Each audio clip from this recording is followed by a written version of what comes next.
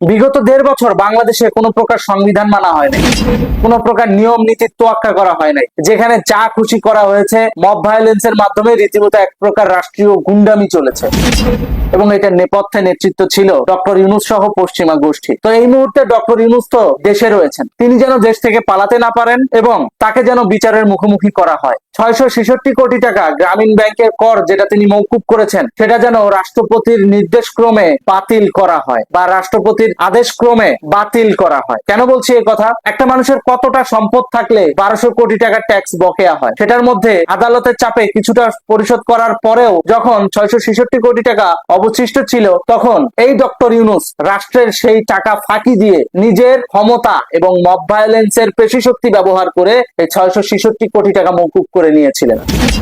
এটা রাষ্ট্রের টাকা, এটা জনগণের টাকা, এটা মওকুফ করার কোনো সুযোগ নাই। জনগণের ট্যাক্সের টাকায় কারো কোনো স্বেচ্ছাচারিতা কিংবা আগ্রাসন মেনে নেওয়া হবে না। তাই অতি দ্রুত গ্রামীণ প্রতিষ্ঠানের যেই কর মওকুফ করা হয়েছে সেই প্রজ্ঞাপন রাষ্ট্রপতির আদেশক্রমে বাতিল করার প্রস্তাব জানাচ্ছি। একই সাথে বাংলাদেশের প্রেক্ষাপটে বিগত 1.5 বছরে যেভাবে -2 ফর্মুলা কায়েম করার জন্য ডক্টর ইউনূস কাজ করেছে, এটা রীতিমতো দেশদ্রোহিতার শামিল। ডক্টর ইউনূসের বিচার হওয়া উচিত। একই সাথে রাষ্ট্রপতিকে যেভাবে কোণঠাসা করে রাখা হয়েছিল, বঙ্গভবনে যেভাবে ঔদ্ধত্যপূর্ণ আচরণ দেখানো হয়েছিল, সংবিধানকে ছুঁড়ে ফেলে দিয়ে বাংলাদেশের সংবিধানকে অপমান করা হয়েছিল, প্রত্যেকটা কর্মকাণ্ডের জন্য ডক্টর ইউনূসকে বিচারের মুখোমুখি করতে হবে। রাষ্ট্রপতি যদি মনে করেন যে তার উপর হওয়া অন্যায়টাকে তিনি ক্ষমা করবেন, তিনি ব্যক্তিগতভাবে করতে পারেন। তবে রাষ্ট্রীয়ভাবে নাগরিকদের সঙ্গে যা করা হয়েছে, দেশের সঙ্গে যা করা হয়েছে, সংবিধানের সঙ্গে যা করা হয়েছে, এইটার ক্ষেত্রে বাংলাদেশের মানুষের পক্ষ থেকে আমি ডক্টর ইউনূসের বিচার দাবি করছি। শুধু তাই না, রাষ্ট্রপতির আদেশক্রমে বিগত 1.5 বছরে যত নিয়োগ হয়েছে, প্রত্যেকটা নিয়োগ বাতিল করার জন্য রাষ্ট্রপতির আদেশনামা বাস্তবায়ন করার দাবি জানাচ্ছি। রাষ্ট্রপতির উচিত এই মুহূর্তে বিগত 1.5 বছরে ডক্টর ইউনূসের আমলে যত নিয়োগ হয়েছে, প্রত্যেকটা নিয়োগ বাতিল করার আদেশ দেওয়া। এবং আমি প্রত্যাশা করব তিনি সেটা দেবেন। যেহেতু তিনি মিডিয়াতে মুখ খোলা শুরু করেছেন, সেহেতু বিগত 1.5 বছরে কি কি অন্যায় হয়েছে সেটা তিনি জানেন। এজন্য আমি প্রত্যাশা করব বিগত 1.5 বছরে ইউনূস সরকারের নেওয়া প্রত্যেকটা কর্মকাণ্ড রাষ্ট্রপতির আদেশক্রমে বাতিল হওয়া উচিত এবং রাষ্ট্রপতি তিনি সেটা করবেন। আমি প্রত্যাশা করছি রাষ্ট্রপতির আদেশক্রমে অন্তর্বর্তীকালীন সরকারের সকল দুর্নীতি এবং অবৈধ কার্যক্রম অতি দ্রুত বাংলাদেশে নিষিদ্ধ বলিয়া গণ্য হবে এবং সেই অনুযায়ী অধ্যাদেশ গ্যাজেট প্রকাশিত হবে। একই সাথে আওয়ামী লীগ, ছাত্রলীগের নিষেধাজ্ঞা তুলে নেওয়ার জন্য রাষ্ট্রপতির আদেশ দেওয়া উচিত, কারণ দেশকে গণতান্ত্রিক ধারায় ফিরিয়ে এনে যা করার করতে হবে। এটা করলে রাষ্ট্রপতির দলপ্রীতি হবে না, এটা করলে বাংলাদেশের গণতন্ত্রের ধারাটাকে টিকায় রাখার একটা নতুন বন্দোবস্ত সাংবিধানিক ভাবে পুনঃস্থাপিত হবে। বিগত 1.5 বছরে যত অন্যায় হয়েছে, দুর্নীতি হয়েছে, যত ডিল হয়েছে, রাষ্ট্রবিরোধী যত চুক্তি হয়েছে, প্রত্যেকটা চুক্তি বাতিল করার উদ্যোগ নেওয়া উচিত, কারণ বাংলাদেশের স্বার্থ সবার আগে। আর বর্তমান সরকারের তো ট্যাগলাইনই হচ্ছে সবার আগে বাংলাদেশ। তাহলে সবার আগে যদি বাংলাদেশ হয়, বাংলাদেশ বিরোধী সকল ষড়যন্ত্রমূলক চুক্তিগুলো রাষ্ট্রপতির আদেশক্রমে বাতিল করা বাঞ্ছনীয়। কোনো কিন্তু ফিন্তু নাই এই জায়গায়, এই জায়গায় কোনো দল নাই, এই জায়গায় সবার আগে দেশ। প্রফেসর ইউনূস 1.5 বছরের শাসনে সব থেকে ভয়াবহ কাজটা একেবারে ক্ষমতার শেষ বেলায় এসে করেছেন। সেটা হচ্ছে আমেরিকার সঙ্গে গোপন চুক্তি। আমেরিকার সঙ্গে গোপন চুক্তি করার ফলে নতুন সরকারকে যে একেবারে আগুনের সাগরে ফেলে গিয়েছেন তিনি, সেটা দিনের আলোর মতো পরিষ্কার।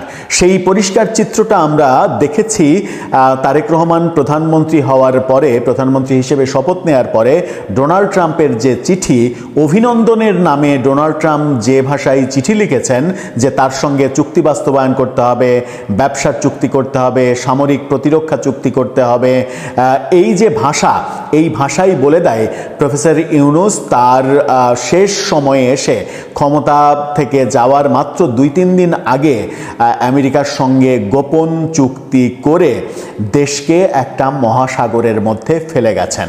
এবং অভিযোগ আছে সেই ব্যাপারে তিনি রাষ্ট্রপতির সঙ্গে কোনো পরামর্শ করেননি, রাষ্ট্রপতিকে ইনফর্মও করেননি।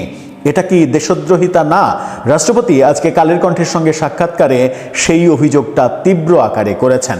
চলুন একটু বুঝে দেখি রাষ্ট্রপতির অভিযোগটা কি ছিল, গণমাধ্যম কি বলছে, এবং এই চুক্তির ফলে, না জানিয়ে গোপন চুক্তির ফলে নতুন সরকারের জন্য পথ চলাটা কত কঠিন করে দিয়ে গেছেন প্রফেসর ইউনূস তার মেটিকুলাস ডিজাইনে। দর্শক, বলছিলাম রাষ্ট্রপতিকে না জানিয়ে যে চুক্তি, সেই চুক্তি দেশদ্রোহিতার সামিল হয়ে যেতে পারে। গণমাধ্যমগুলো নানাভাবে কালের কণ্ঠের এই সাক্ষাৎকার, বিশাল সাক্ষাৎকার, সেই সাক্ষাৎকারটা নিয়ে বিভিন্ন গণমাধ্যম, দেশের বিদেশের বিভিন্ন গণমাধ্যম চুলচেরা বিশ্লেষণ করছে বিভিন্ন ছোট ছোট বিষয়। তার মধ্যে একটা বিষয় হচ্ছে বিদেশি চুক্তি। এই শিরোনামটা দেখে নিন। সেখানে বলা হচ্ছে রাষ্ট্রপতিকে না জানিয়ে যুক্তরাষ্ট্রের সঙ্গে চুক্তি করেছে অন্তর্বর্তী সরকার। রাষ্ট্রপতিকে জানায়নি, এমনকি চুক্তির পরেও রাষ্ট্রপতিকে ইনফর্ম করেনি, চুক্তির আগে রাষ্ট্রপতির সঙ্গে আলোচনা করেনি। অথচ এই ধরনের মানে বহির্বিশ্বের সঙ্গে কোনো চুক্তির ক্ষেত্রে রাষ্ট্রপতির সঙ্গে আলোচনাটা ম্যান্ডেটরি ব্যাপার। কি বলছে গণমাধ্যম? রাষ্ট্রপতি শাহাবুদ্দিন আহমেদকে না জানিয়ে যুক্তরাষ্ট্রের সঙ্গে চুক্তি করেছে অন্তর্বর্তী সরকার, এমন অভিযোগ রাষ্ট্রপতি নিজেই তুলেছেন। সাংবিধানিক বাধ্যবাধকতা, তাকে অবহিত করার যে সাংবিধানিক বাধ্যবাধকতা, সেই বাধ্যবাধকতা মানা হয়নি। অর্থাৎ সংবিধান বলছে রাষ্ট্রপতিকে অবহিত করতে হবে। তার মানে এখানে স্পষ্ট সংবিধান লঙ্ঘন করা হয়েছে, আর সংবিধান লঙ্ঘন মানেই রাষ্ট্রদ্রোহিতার অপরাধ। যুক্তরাষ্ট্রের সঙ্গে হওয়া সর্বশেষ চুক্তি প্রসঙ্গে রাষ্ট্রপতি বলেন, না, কোনো কিছুই আমি জানি না। এরকম রাষ্ট্রীয় একটা চুক্তি অবশ্যই আমাকে জানানো দরকার ছিল। এটা ছোটোখাটো হোক আর বড় কিছু হোক, পূর্ববর্তী সরকার প্রধানরা রাষ্ট্রপতিকে জানিয়েছেন এটি সাংবিধানিক বাধ্যবাধকতা, কিন্তু তিনি তা করেননি। তার এই বক্তব্যে দেশের রাজনৈতিক অঙ্গনে নতুন করে আলোচনা শুরু হয়েছে। সাক্ষাৎকারে রাষ্ট্রপতি অভিযোগ করেন, অন্তর্বর্তী সরকারের সময় তাকে বিভিন্ন গুরুত্বপূর্ণ সিদ্ধান্ত থেকে আড়ালে রাখা হয়েছিল। প্রধান উপদেষ্টার সঙ্গে সমন্বয় হয়নি বলেও তিনি দাবি করেছেন। উনি যে প্রধান উপদেষ্টা হলেন, সেই প্রক্রিয়ার উৎসই ছিলাম আমি, কিন্তু পরে তিনি আমার সঙ্গে যেভাবে সমন্বয় করেননি, একবারের জন্য আমার কাছে আসেননি, এটা কোনোভাবেই গ্রহণযোগ্য নয় বলেছেন রাষ্ট্রপতি। অর্থাৎ যুক্তরাষ্ট্রের সঙ্গে চুক্তি, শেষ বেলায় এসে ডিপি ওয়ার্ল্ডকে বন্দর দিতে চাওয়া, শেষ পর্যন্ত বিভিন্ন চাপে সেটা করতে না পারা, অন্যান্য 2-3টা ছোটোখাটো বন্দর দিয়ে দেওয়া বিদেশিদের হাতে, কোনো চুক্তি, চীনের সঙ্গে সামরিক যে ড্রোন তৈরি করার কারখানার চুক্তি, কোনো চুক্তি, পাকিস্তান থেকে সে যুদ্ধবিমান কিনবে, আমেরিকা থেকে বোয়িং কেনার সিদ্ধান্ত, আমেরিকার সঙ্গে চুক্তিতে কি কি আছে সেটা জনগণকে না জানান আপনি, কিন্তু রাষ্ট্রপতিও জানবে না। রাষ্ট্রপতিকে না জানিয়ে, রাষ্ট্রের প্রধানকে না জানিয়ে আপনি বিদেশের সঙ্গে দেশ বিক্রির চুক্তি করে দেবেন, আর সেটা বাংলাদেশের জনগণকে মেনে নিতে হবে, এটা তো হয় না। আর সেই চুক্তির ফলে নতুন সরকার একটা অথৈ সাগরের মধ্যে পড়ে যাচ্ছে বলেই মনে করছেন বিশ্লেষকরা, যার প্রমাণটা আমি প্রথমেই বলেছি যে ডোনাল্ড ট্রাম্প যে ল্যাঙ্গুয়েজে তারেক রহমানকে প্রধানমন্ত্রী হওয়ার শুভেচ্ছা জানানোর পরিবর্তে যে ল্যাঙ্গুয়েজ ব্যবহার করেছেন, এই চুক্তি করো, ওই চুক্তি করো, এই বাস্তবায়ন করো, এই চুক্তি দ্রুত বাস্তবায়ন করো, এই যে ল্যাঙ্গুয়েজ, এই ল্যাঙ্গুয়েজই বলে দেয় যে প্রফেসর ইউনূস আমাদের দেশটাকে আমেরিকার কলোনিতে পরিণত করতে চেয়েছিলেন, এবং তিনি যে ডিপ স্টেটের মিশনে এখানে এসেছিলেন, এই চুক্তিগুলোই বলে দেয় তার দৃষ্টান্ত। এই সকল কাজগুলো, এই যে দেশবিরোধী চুক্তি, অথচ তার সরকার এবং তিনি বারবার বলে এসেছেন যে শেখ হাসিনা দেশবিরোধী, দেশকে বিক্রি করে দেওয়ার চুক্তি করেছে, শত শত চুক্তি করেছে ভারতের সঙ্গে।